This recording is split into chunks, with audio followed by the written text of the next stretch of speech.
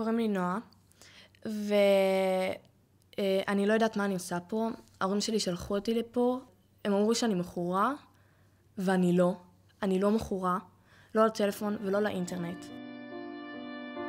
איבדתי שליטה, מבקשת ממך, היכנס במקומי לנהל את חיי. אני לא יכולה יותר, מבקשת עזרה, מפנה מקום וזועקת לך. בוא אליי, עזור לי. כל הזמן הייתי צריכה להיות זמינה. וכל הזמן היו טלפונים. וכשהייתי בעבודה, אז הייתי צריכה להיות זמינה לילדים בבית, וכשהייתי בבית הייתי צריכה להיות זמינה לעבודה,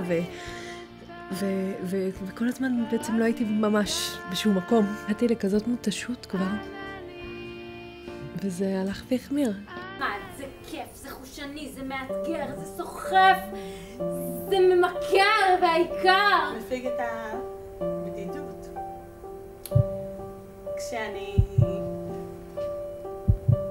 כשאני שם,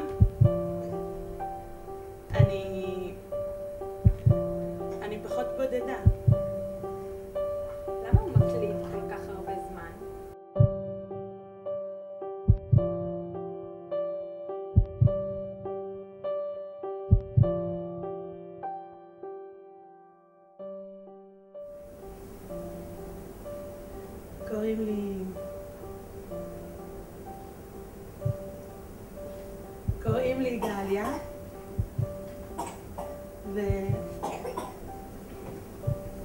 קוראים לי גליה, ואני מכורה.